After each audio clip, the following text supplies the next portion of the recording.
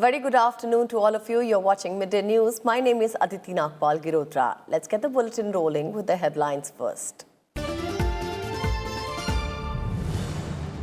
Festival bonanza for government employees of Jammu and Kashmir and Ladakh. Centre approves 7th Pay Commission allowances. Move to benefit over 4.5 lakh government employees in 2 union territories. That will come into existence on 31st of October.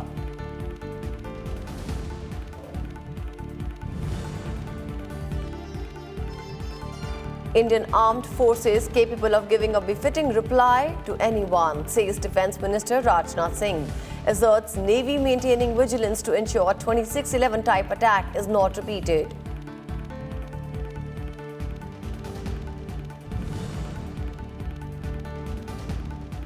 Heads of over 90 foreign missions in India in Amritsar to visit Golden Temple to take part in celebrations to mark 550th birth anniversary of Guru Nanak Dev. India-Pakistan set to sign Kartarpur Corridor Pact tomorrow.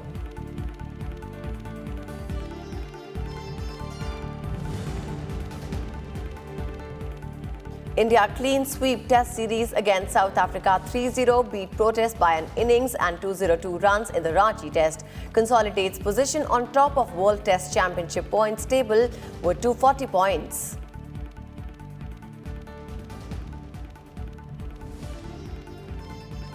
The centre has approved the proposal of payment of all 7th Central Pay Commission allowances to the government employees of Union Territory of Jammu and Kashmir and Union Territory of Ladakh.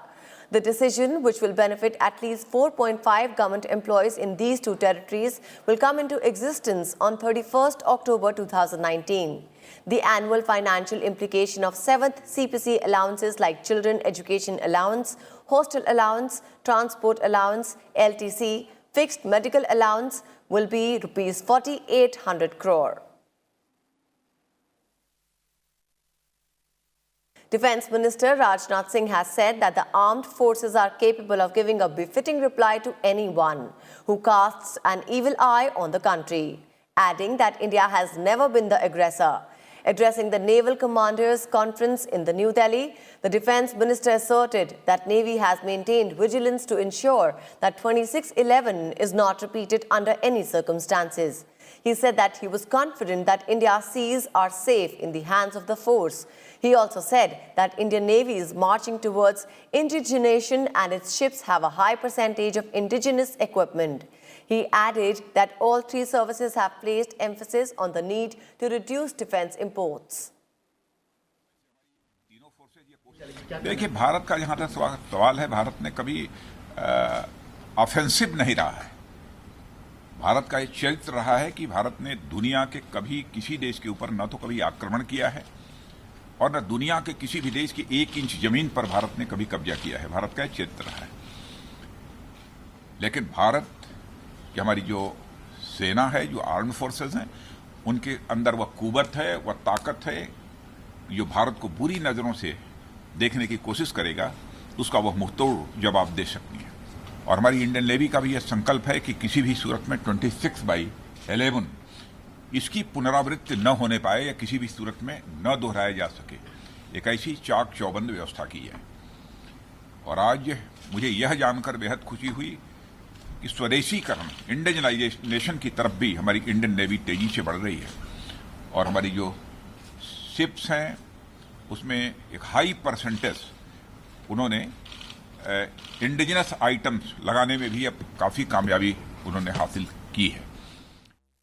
Siachen, the world's highest battlefield, is not open for tourists. Defence Minister Rajnath Singh announced on Monday that the government has decided to open the entire area from Siachen Base Camp to Kumar Post for tourism purposes.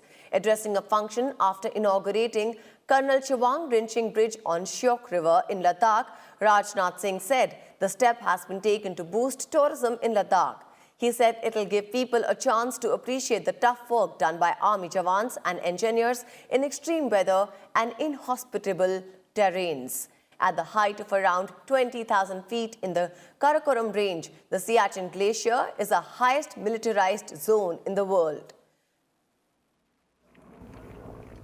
और मैं यह मानता हूं कि हमारे सेना के जवानों का भी अब क्विक डिप्लॉयमेंट पहले के कंपैरिजन में होगा।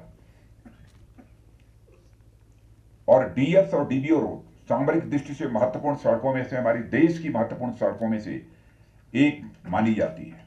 और मैं यह मानता हूं कि यह ब्रिज केवल 2 जगहों को जोड़ता नहीं, बल्कि यह ब्रिज पूरे लेह लद्दाख और अब तक अलग थलग पड़े जम्मू कश्मीर की को भी, वहां की जनता को देश की मुख्य धारा से भी यह जोड़ने का काम करता है। अब इस क्षेत्र के लोग भी ऐसी परियोजनाओं के कारण देश के विकास में सहभागी बन सकेंगे।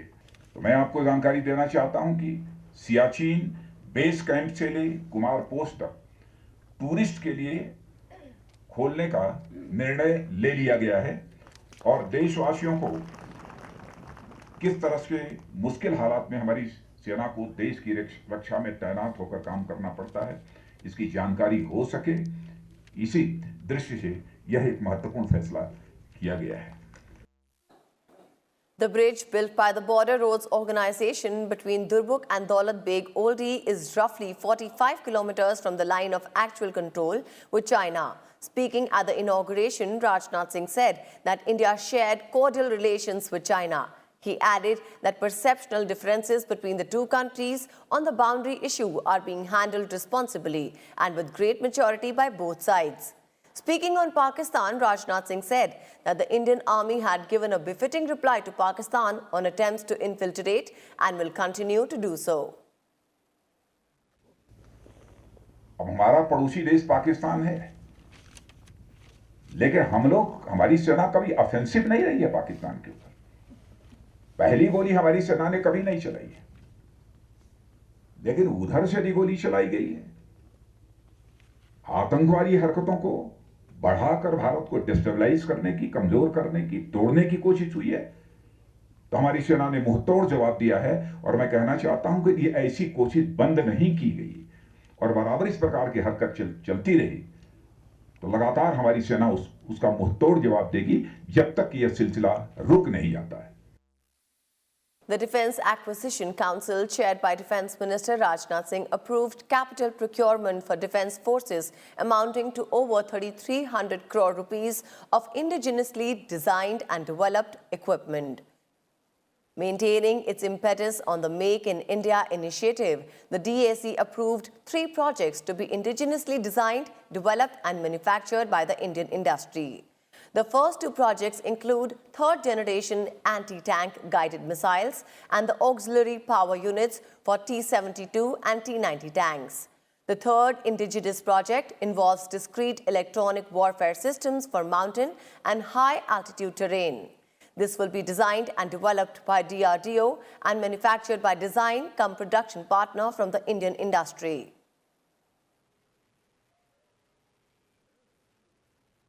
A delegation of over 90 heads of foreign missions are in Amritsar today. The delegation is in Amritsar to visit the Golden Temple to take part in the celebrations to mark the 550th birth anniversary of Guru Nanak Dev Ji. Union Minister Hardeep Singh Puri and the Indian Council for Cultural Relations President Vinay Sahasrabuddhe accompanied the heads of missions. The group of diplomats included ambassadors of Australia, Magnolia, Morocco, Bhutan, Afghanistan, Myanmar, Maldives, Nepal and Sri Lanka. Deputy Chief of US Missions is also present. Upon their arrival, the group received a traditional welcome. India is all set to sign an agreement with Pakistan on operationalizing of the Kartarpur corridor tomorrow. The decision was announced on Monday. However, India has expressed disappointment over Islamabad's demand of charging $20 service fee per pilgrim. An External Affairs Ministry release said, while agreeing to sign the agreement, the Pakistani government has been once again urged to reconsider its insistence to levy service fee on pilgrims, adding India would be ready to amend the agreement accordingly at any time. मुझे इस बात की खुशी है कि 23 तारीख को agreement sign हो रहा है और बिना वीज़ा के, लेकिन ज़रूर महसूस करती हूँ कि ये जो $20 वाली फ़ीस लगाई है इसको ज़रूर पाकिस्तान रीथिंक करे. And now time for some election news.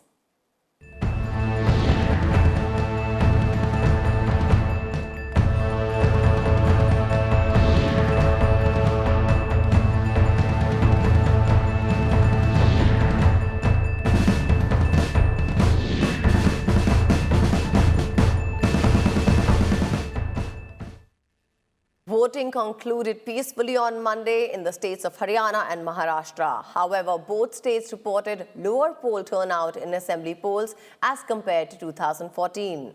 Haryana recorded a voter turnout of 65.75% for its 90 assembly seats. The turnout was less than 76.54% in the 2014 assembly elections and the 70.36% recorded over the state's 10 parliamentary constituencies in the Lok Sabha elections this year.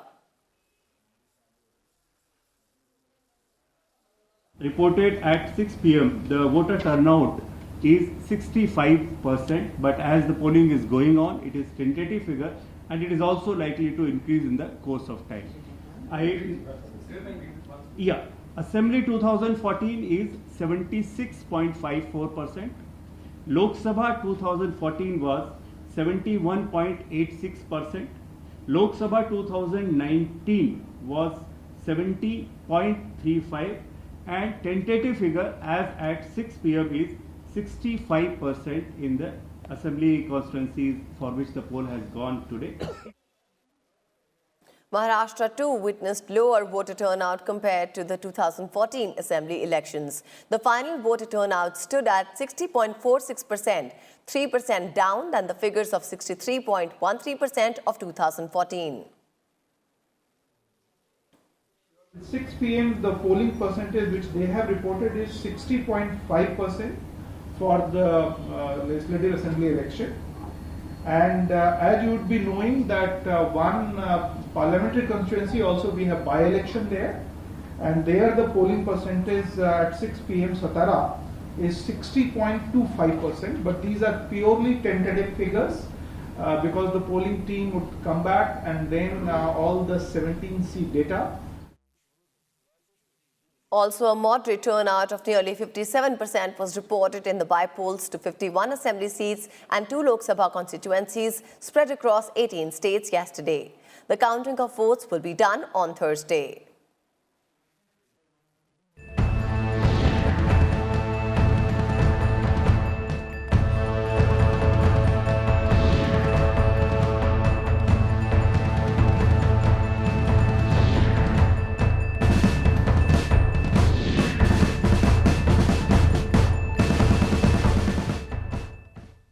With this, we'll halt in for a quick breather, but we'll be back soon. Stay tuned with us.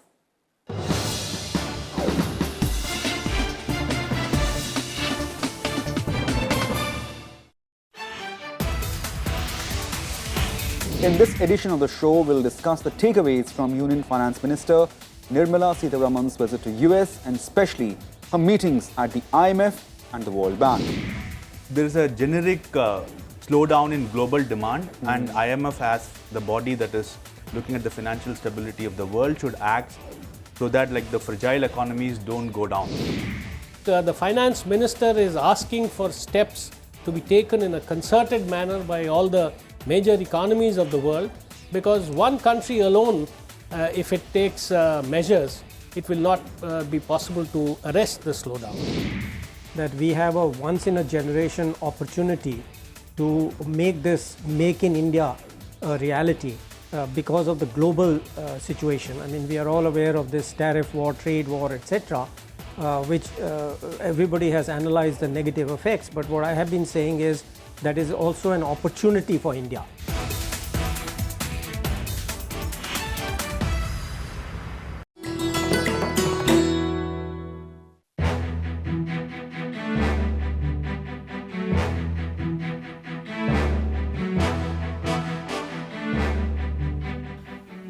Trophy boat race of Kerala, popularly called Vallam Kali in local parlance. This historic boat race dates back to 1952 when Pandit Nehru visited the state and a pageantry of boats accompanied him from Kottayam to Alappuzha. The race, conducted on the second Saturday of August every year, is a major tourist attraction. It's generally the snake boats which participate in the race, and hence the shape of the winner's trophy is also a replica of a snake boat.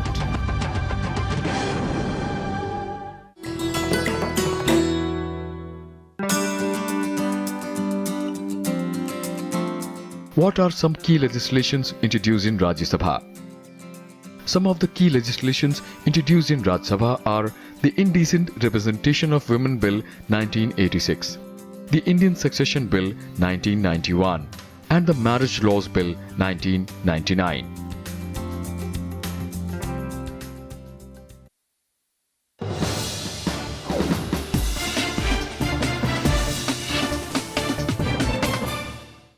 Welcome back. You're still with us on Midday News. The Supreme Court has granted bail to former Finance Minister P. Chidambaram in the INX media corruption case lodged by the CBI. A single-judge bench set aside the Delhi High Court September 30th verdict denying bail to Chidambaram in the case. The top court ordered Chidambaram to make himself available for interrogation as and when called by the probe agency. He is also not allowed to leave the country without prior permission of the court. However, Chidambaram will continue to remain in jail as he is presently in the custody of the Enforcement Directorate. He was arrested by the CBI on 21st August and is lodged in Tihar jail since then. Prime Minister Narendra Modi highlighted the steps taken by his government to improve the ease of doing business in the country. In a meeting with members of the US-India Strategic Partnership Forum, the Prime Minister referred to the evolving startup ecosystem in the country. He also outlined the steps taken by the government, including Atal Tinkering Labs and conducting hackathons to boost innovation potential and solve problems using technology. Prime Minister Modi talked about steps taken to ensure ease of doing business, including reduction of corporate tax and labor reforms. He also outlined the target of the government is to ensure ease of living. He said the unique strength of India is the 3 Ds: democracy, demography, and dimag. The delegation expressed faith in Modi's vision for the country and said that the next 5 years of India will define the next 25 years of the world.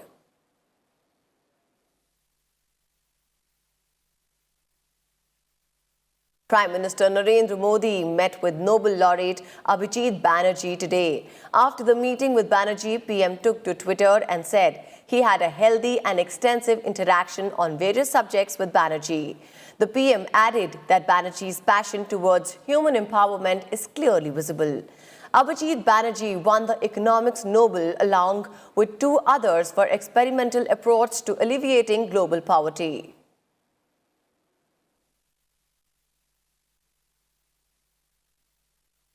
Union Commerce and Industry Minister Piyush Goyal addressed the US-India Strategic Partnership Forum in New Delhi on Monday.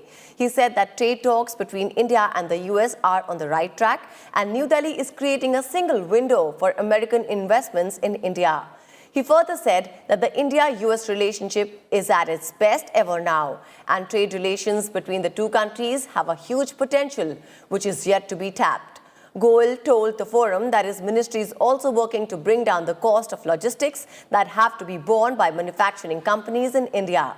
He added that India is looking to the US for technology, innovation, skills and quality education, while India is offering an attractive market for US businesses and skilled labor that can add value to American companies. We'll hopefully come out with our first set of agreements soon, but we both believe that India and the US should look at a much larger engagement in the days ahead, possibly even leading to an announcement for a bilateral agreement which will go beyond the mere tinkering that we are doing at present. Earlier when we met in the US with the Japanese negotiations and thereafter with the Chinese discussions, and therefore probably our own finalization of the trade package got a little delayed, but we have almost resolved the broad contours of what we are going to announce. I don't see any great difficulty in closing the gap on the first announcement. President Ramnath Kovind attended the enthronement ceremony of Japan's Emperor Naruhito. The enthronement ceremony of 59-year-old Emperor Naruhito's ascension to the chrysanthemum throne marks the high point of succession rituals that began in May and will last through the spring. The ceremony allows Naruhito to proclaim himself Japan's 126th emperor in a ritual dating back to the 7th century. Naruhito has been a full-fledged emperor since succeeding in May after the abdication of his father Akihito. On Monday, Kovind visited a popular Buddhist pilgrimage destination where he planted a Bodhi sapling which he carried from India. During his 3-day visit, President Kovind will interact with the Indian community in Tokyo. He will also participate in the foundation ceremony of Sinosoto, a place which will be developed as a center to highlight Indian tradition and culture. This is the first presidential visit to Japan from India after a gap of 29 years.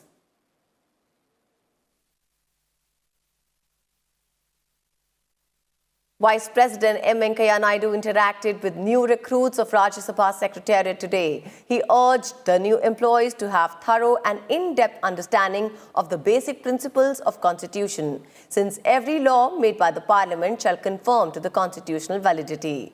He said the new recruits should have a thorough understanding of these set of rules by which the presiding officers and the members are required to conduct themselves. He called upon the employees to be innovative and move out of silos. Vice President M. Venkaiah Naidu interacted with the students of Delhi Tamil Association on Monday. Addressing the students, Naidu said that our education system should also reflect Indian culture and traditions, highlighting the fact that more than 19,500 languages or dialects are spoken in India. Sri Naidu emphasized the need for cherishing this rich language heritage. He urged the students to focus on sports, issues of national interest, Indian history, along with their education. He also asked students not to confine their learning to classrooms only and advised them to spend time outside, especially in the lap of nature. He also stressed on the need to adopt a sustainable path of development. Our ancient Gurukul education system, with its Guru Sishya Parampara tradition, used to provide value-based and holistic education which empowered individuals. India should once again become a Viswaguru and the hub of innovation and knowledge. For that to happen, we have to drastically revamp the education system to make our institutions of higher learning and universities in the center of excellence with international standards. We need to completely overhaul the education system to prepare students to effectively face the challenges of 21st century. With just 10 days left in the Brexit deadline, British Prime Minister Boris Johnson was dealt a fresh blow on Monday when the Speaker of Parliament denied him a second shot at getting his Brexit deal passed.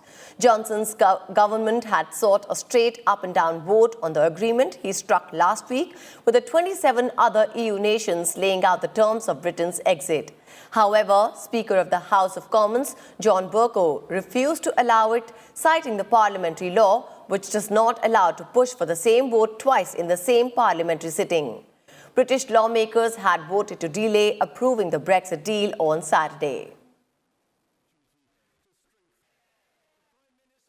India scored a massive win against South Africa in the Ranchi Test. India won the match by an innings and 202 runs on fourth day of the Test match. With this, India registered a series clean sweep, winning by 3-0. The play did not last for long on day 4, with Shahbaz Nadeem picking up the final 2 wickets in just the second over of the day. With the victory, India have now won all of their 5 tests, consolidating their position at the top of the World Test Championship points table with a maximum of 240 points. South Africa have failed to open their WTC account after their first 3 tests.